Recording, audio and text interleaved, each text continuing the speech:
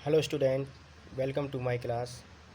आज हम क्लास 6 के 4th चैप्टर आधारभूत ज्यामितीय अवधारणाएं करेंगे। आज हम इसकी फुल प्रश्नावली करेंगे, कोशिश करेंगे। चलो देखते हैं। तो पहले इसका इंट्रो चालू करते हैं। बच्चों, मैंने आपको पहले बताया था कि बिंदु किसे कहते हैं। कि बिंदु बिंदु एक डॉट होता है, पेंसिल की एक नोक से बनाया हुआ एक डॉट। बिंदु की कोई भी लंबाई नहीं होती, चौड़ाई नहीं होती। बिंदु बीमा रहित राशि होती है। एक बिंदु जिसे आप जानते हैं बिंदु, ठीक है, ए बिंदु एंड बी बिंदु। कैसे? ओके। आप जानते हैं हम रेखा के बारे में। रेखा एक अनंत लंबाई की होती है। से एक पॉइंट बी है, A M B. Point B को अनंत तक बढ़ाया जाए, पॉइंट ए को अनंत तक बढ़ाया जाए, तो एक रेखा की लंबाई होती है। रेखा अनंत होती है। पढ़ेंगे हम रेखाखंड। रेखा का एक भाग होता है। जैसे एक रेखा और खंड मतलब इसका भाग, टुकड़ा।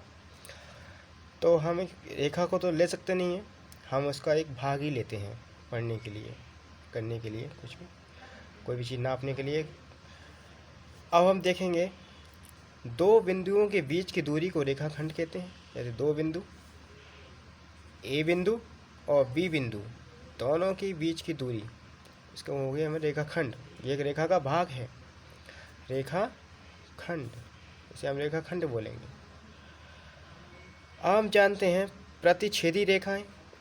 आप जानते हैं बच्चों कि प्रतिच्छेदी रेखाएं, एक रेखा L1, दूसरी रेखा L2 एक बिंदु पर प्रतिच्छेद करेंगी। इसे प्रतिच्छेद बिंदु कहते हैं। और इन रेखाओं को प्रतिच्छेदी रेखाएं कहते हैं, जो एक दूसरे को एक बिंदु पर काटती हैं। इसे हम बोलेंगे प्रतिच्छेदी रेखाएं। प्रतिच्छेदी रेखाएं। अब इसके बाद हम पढ़ेंगे समांतर रेखाएं। समांतर रेखा, समांतर रेखाएं। जैसा हम जानते हैं कि एक टेबल है, इस तरह की टेबल में एक सिरा ए बी, दूसरा सिरा सी डी आमने सामने है, और ये सिरा कभी समान दूरी पर होते हैं। ये कभी कितना भी बढ़ाया जाए, ये कभी भी मिलेंगे नहीं। तो इनको समांतर रेखाएं कहते हैं। ए सी और बी डी समांतर रेखाएं हैं, ए बी और बी सी समांतर रेखाएं हैं। ऐसे रेल की दो पटरी समांतर रेखाएं कहलाती हैं। समान दूरी पर स्थित होती हैं ये समान रेखाएं, और आगे जा बढ़ाने पर कभी मिलेंगी नहीं। समांतर रेखाओं को ए समांतर का चिन्ह और बी, इस तरह हम इसको दर्शाते हैं। ए समांतर बी, या ए पैरेलल टू बी। इसके बाद आती है लंब रेखा। लंब रेखा, लंब रेखा एक रेखा पर सीधी खड़ी होती है, 90 डिग्री के अंश पर। 90 डिग्री के कोण पर एक रेखा दूसरी रेखा पर खड़ी होती है। इसे बोलते हैं हम लंब रेखा।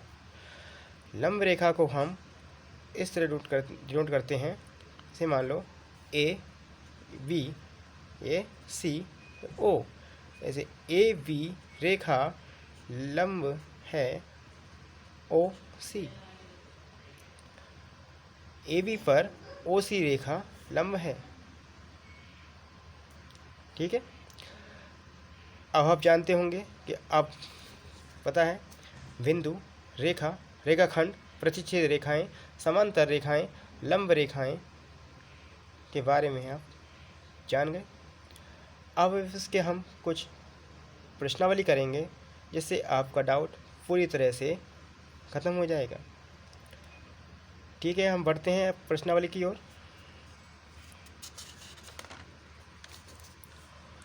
प्रश्नावली करेंगे हम 4.1। देखेंगे कि पहला आपका क्वेश्चन दे रखा है कि संलग्न आकृति का प्रयोग करके निम्न के नाम लिखिए। आकृति आपको दिखाई दे रही है, को जूम कर देंगे।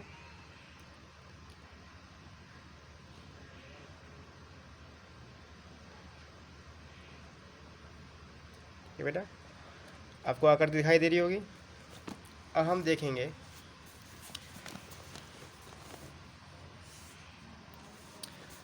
आकृति में 5 बिंदु बताने हैं।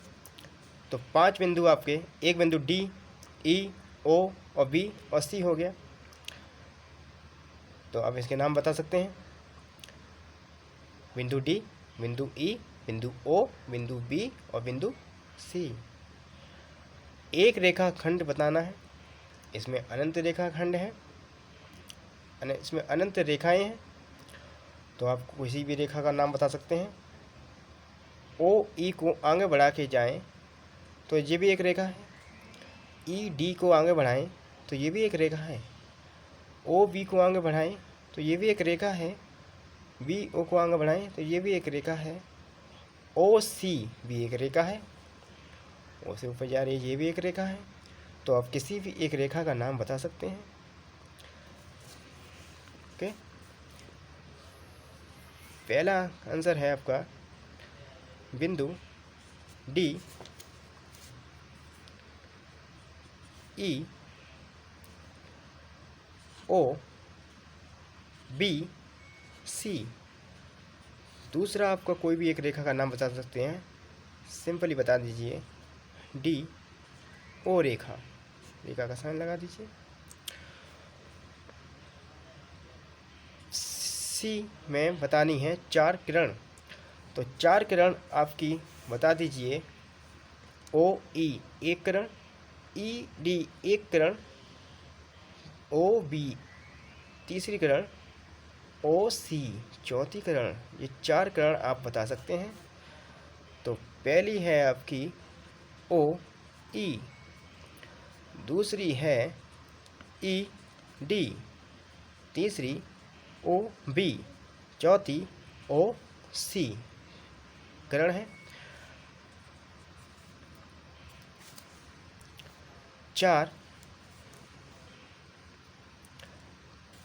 5 रेखाखंड के नाम बता दीजिए। बताने हैं 5 रेखाखंड के नाम बताने हैं। तो रेखाखंड हम देखते हैं कि ओ 2 बिंदुओं की दूरी रेखाखंड होती है। तो ओ ई 2 बिंदु हैं, इस एक रेखाखंड।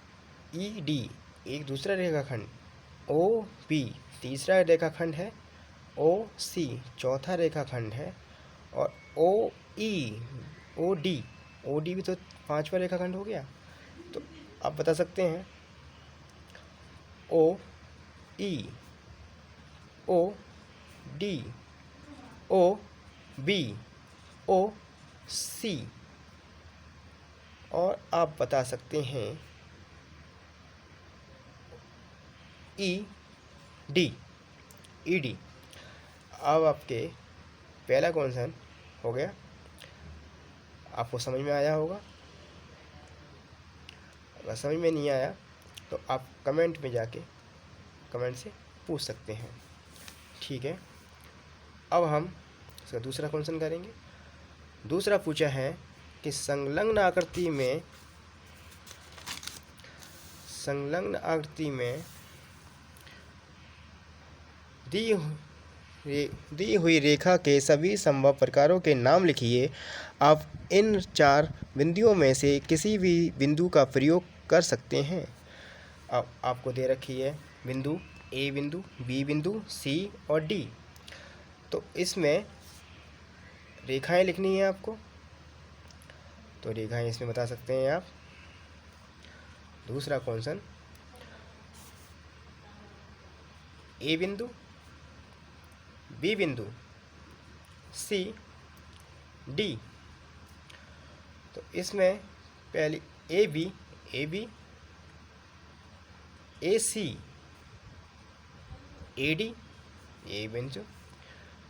फिर उसकी हो गई B C, B D, B A,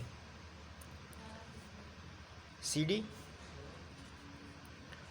C A, C B, D A, D B, D C. ये आपके रेखाओं के सभी प्रकार के नाम हैं, सही प्रकार के रेखा हैं इन 4 बिंदुओं से। इन बिंदुओं से इतनी प्रकार की रेखा ही खींच सकते हैं, और आप कोशिश कीजिए कि आप और खींच सकते हैं। ठीक। तीसरा प्रश्न, संलग्न आकृति को देखकर नाम लिखिए। रेखाएं जिनमें बिंदु ई सम्मिलित है। तो रेखा ई सम्मिलित किस में है? एफ ई में। एफ ई रेखा है, इसमें ई सम्मिलित है। दूसरा एफ ई रेखा, पहले का एफ ई रेखा में ई सम्मिलित है।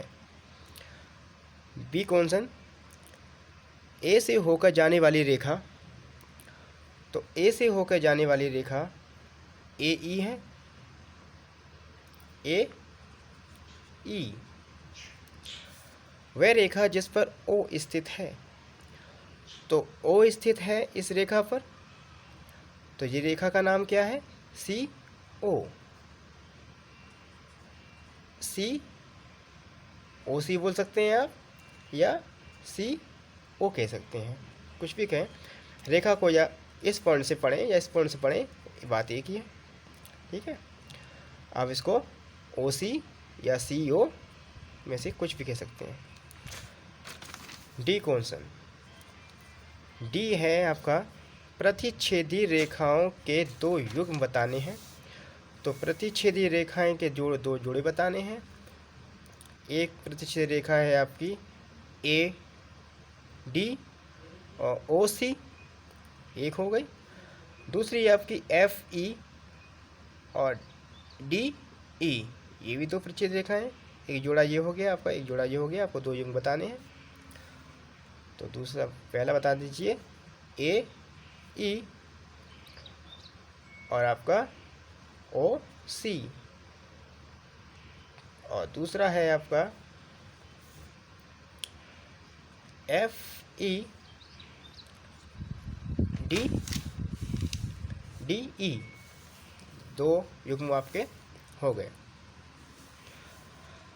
चौथा प्रश्न आपसे कह रहा है,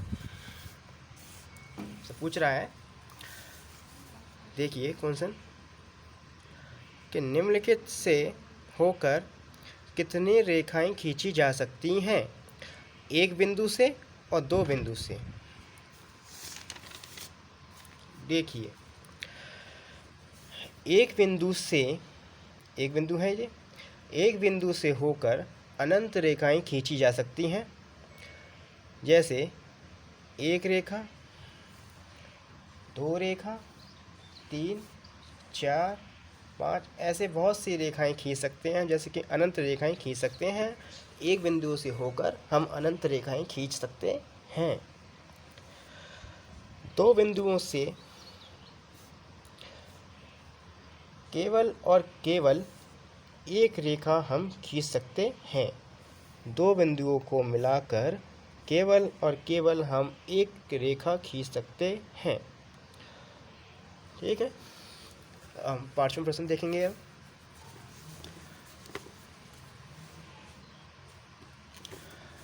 5वां प्रश्न कह रहा है कि निम्नलिखित आकृतियों में से प्रत्येक के लिए एक रफ आकृति बनाइए और उचित रूप से उसे नामांकित कीजिए।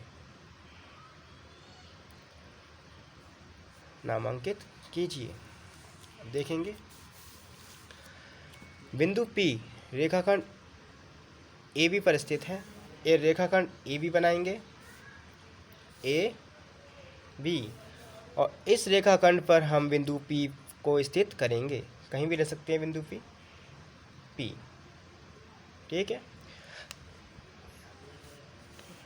A, question B। अब इसमें बनाएंगे रेखाएं एक्स वाई और पी क्यू बिंदु M पर प्रतिच्छेद करती हैं। तो हम दो रेखाएं बनाएंगे, एक रेखा एक्स वाई, दूसरी रेखा पी क्यू। एक रेखा हमने बनाई एक्स वाई, दूसरी हमने बनाई पी क्यू। ये एक बिंदु M पर प्रतिच्छेद करती हैं। ये बिंदु क्या है? M। एक रेखा, दूसरी रेखा पी क्यू किस पर प्रतिच्छेद कर रही हैं? M बिंदु पर प्रतिच्छेद कर रही हैं।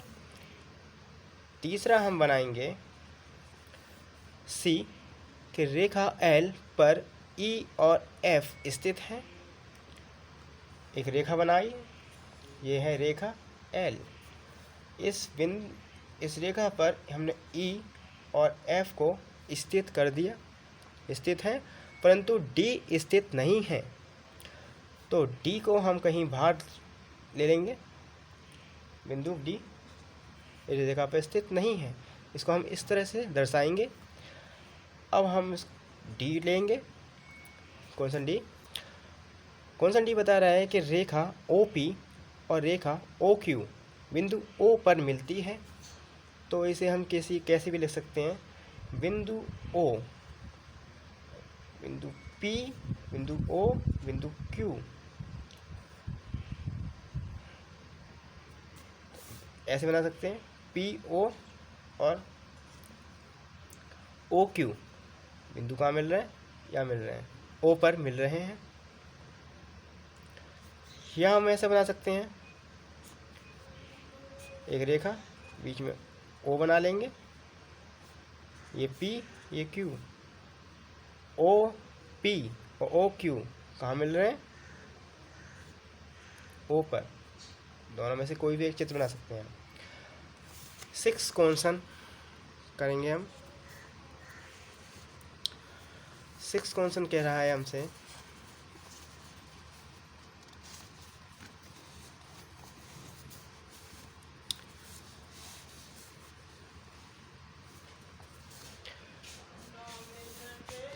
कि रेखा MN की संलग्न आकृति को लिखिए।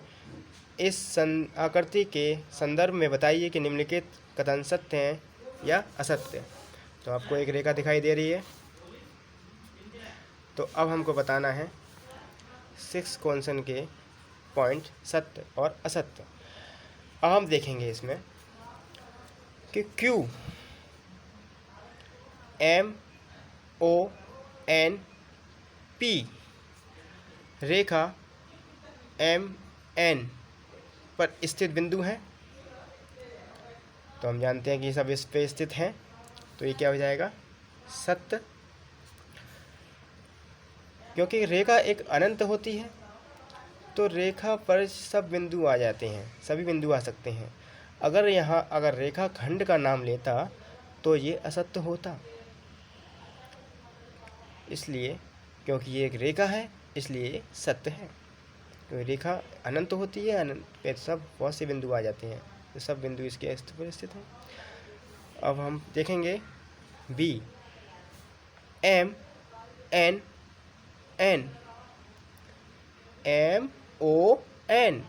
MON रेखाखंड MN पर स्थित बिंदु हैं। हम देखें कि ये यहाँ से लेकर यहाँ तक जो रेखा है, इस रेखाखंड बोलते हैं। रेखाखंड पर M भी स्थित है, O भी स्थित है और N भी स्थित है, इसलिए ये क्या है? सत्य है। सत्य। क्वेश्चन 3 सी, एम और एन एम रेखाखंड एम एन के अंत बिंदु हैं।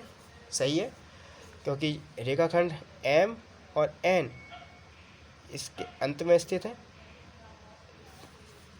सत्य। अब इसका क्वेश्चन डी देखेंगे कि ये ओ और एन, ओ एन रेखाखंड ओ पी के अंत बिंदु हैं। तो देखो ओ पी के अंत बिंदु तो ओ और पी होने चाहिए। इसमें क्या बता रहा है, ओ और एन को बोल रहा है। तो ओ और एन रेखाखंड ओ पी के अंत बिंदु हैं।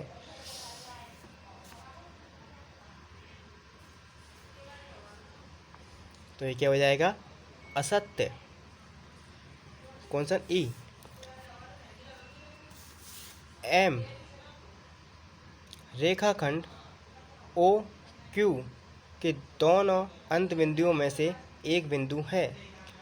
तो ओ क्यू का अंत बिंदु ओ और क्यू है, तो एम रेखाखंड का अंत बिंदु नहीं है, इसलिए ये असत्य है, असत्य। एफ, एम किरण ओ पी पर एक बिंदु है, किरण ओ पी पर, ये क्या है, असत्य।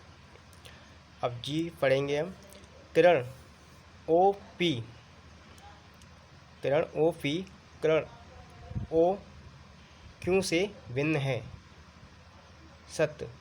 तो ओ पी अलग किरण है और ओ क्यू अलग किरण है, इसलिए भिन्न है। एच, किरण ओ पी वही है जो किरण ओ एम है, असत्य, अलग अलग है। किरण ओ एम किरण ओ पी के विपरीत नहीं है। ओ एम ओ पी ये क्या है, एक विपरीत है, इसलिए ये असत्य है। ओ किरण ओ पी का प्रारंभ बिंदु नहीं है। ओ किरण ओ पी का प्रारंभ बिंदु नहीं है, असत्य, क्योंकि प्रारंभ बिंदु है, इसलिए असत्य है। एन, एन किरण एन पी और एन एम का प्रारंभ बिंदु है, सत्य है, क्योंकि एन से ही प्रारंभ हो रही है किरण, इसलिए ये सत्य है। इसलिए 4.1 आपकी प्रश्नावली कंप्लीट हो गई। अब हम 4.2 पे जाएंगे। हम देखेंगे वक्र। वक्र में हम देखेंगे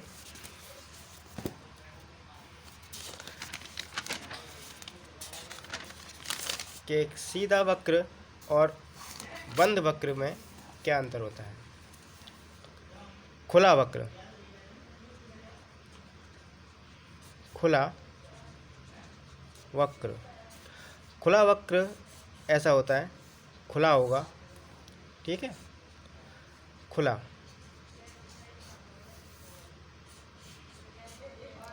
खुला खुला होना चाहिए।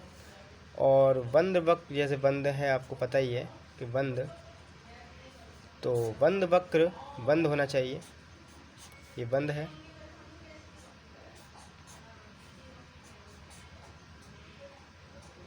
बंद है, बंद है, ओके। तो अब पता है आपको, खुला वक्र और बंद वक्र तो आसान है, पहचान सकते हैं। अब हम देखेंगे, ये कोई वक्र है, बंद वक्र। वक्र का अभ्यंतर का जो अंदर का भाग होता है वो ये होता है, बाहर का भाग पता है आपको ये होता है, और वक्र की परिसीमा, परिमाप होती है जो परिसीमा, ये है, ठीक है। बहुभुज, बहुत सी भुजाओं से बनी आकृति को बहुभुज कहते हैं। जैसे 3 भुजाओं से बनी आकृति बंद आकृति है, ये त्रिभुज बहुभुज है। ये 4 भुजाओं से बनी है,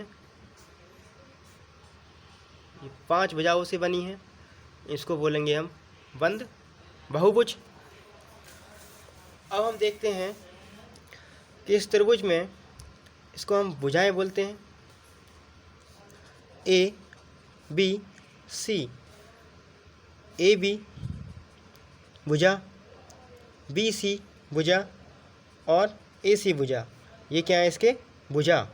शीर्ष, ए शीर्ष, बी शीर्ष और सी शीर्ष, ये कोने होते हैं, इसके शीर्ष कहलाते हैं, शीर्ष हैं ये। और कोण, कोण, ए कोण, बी कोण और सी कोण। दो रेखाओं के मिलने, जो दो रेखाएं यहाँ मिलती हैं वहाँ एक कोण बनता है। जैसे बी ए और सी ए रेखा ए बिंदु पे मिली है, यह कोण है बना। बी कोण, एक रेखा दो रेखा यहाँ मिली है, कोण। झुकाव को कोण कहते हैं, दो रेखा यहाँ मिली है और झुकाव पैदा हुआ इनका, कोण हुआ। ए कोण, बी कोण, सी कोण, ठीक है, ये कोण है। इसमें चार कोण है, एक कोण, दो, तीन और चार कोण। चार भुजा हैं, चार शीर्ष हैं। इसमें पांच कोण हैं, एक कोण, दो कोण, तीन कोण, चार कोण और पांच कोण, ये क्या है कोण है। और शीर्ष, एक शीर्ष, दो शीर्ष, तीन, चार, पांच शीर्ष हैं, पांच ही इसकी भुजाएं हैं। ये इसका अभ्यंतर का भाग है, ये बहिर्भाग का भाग है, ये इसका परिसीमा है। आप जान गए, ठीक है। अब हम इसमें प्रश्नावली करेंगे 4.2। इसमें देखेंगे कि नीचे दी गई हुई वक्रों को पहला खुली या बंद वक्रों के रूप में वर्गीकृत कीजिए। तो हम जानते हैं कि ए, ये क्या है, एक खुला वक्र है, खुला हुआ है। बी, ये सब तरफ बंद है। सी, खुला है। डी, बंद वक्र है। ई, ई क्या है, एक बंद वक्र है। तो अगर हम देखें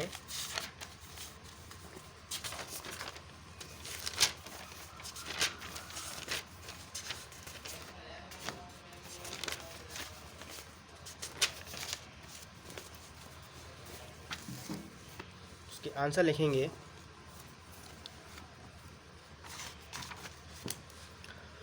कि ए खुला वक्र, बी बंद, सी खुला, डी बंद और ई बंद वक्र है। दूसरा क्वेश्चन देखेंगे इसका।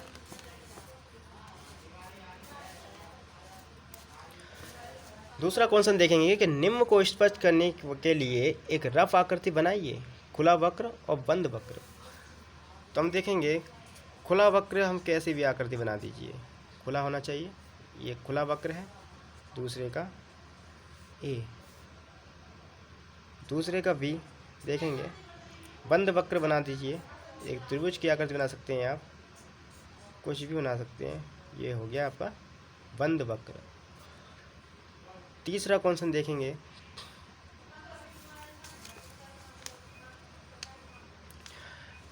कोई भी बहुभुज खींचिए और इसके अभ्यंतर को छायांकित कीजिए।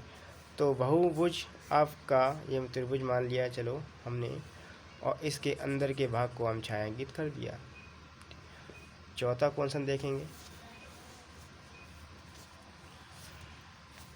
चौथा क्वेश्चन में कह रहा है कि संलग्न आकृति को देखकर निम्न प्रश्नों को उत्तर दीजिए। ये वाला चित्र दिखाई दे रहा है आपको। क्या ये एक वक्र है? हाँ, ये एक वक्र है। क्या ये बंद है? हाँ, ये बंद है। हाँ, हाँ, ठीक है। हाँ, दोनों का उत्तर हाँ आएगा।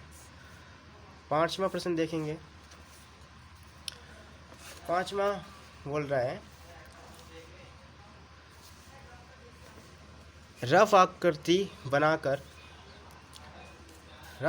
बनाकर यदि संभव हो तो निम्न को स्पष्ट कीजिए।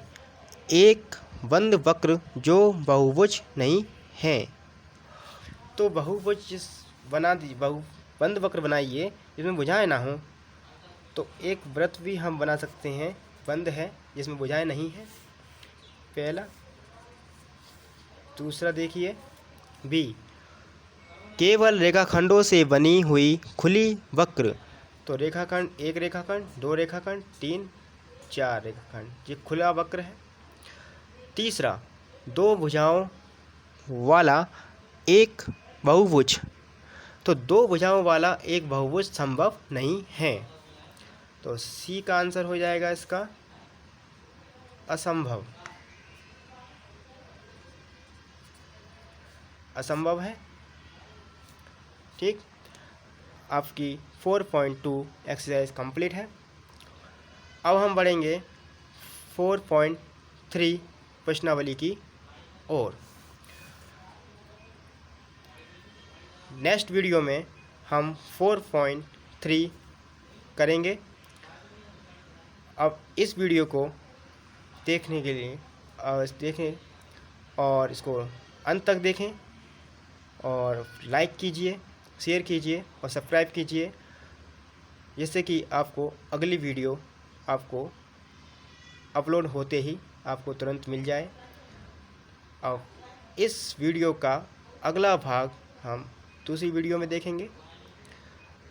तो आपको वीडियो अच्छी लगे तो इसको लाइक करें और कोई अगर प्रश्न आपके रह गए हों तो कमेंट बॉक्स में जाकर आप कोई भी प्रश्न आप पूछ सकते हैं। धन्यवाद।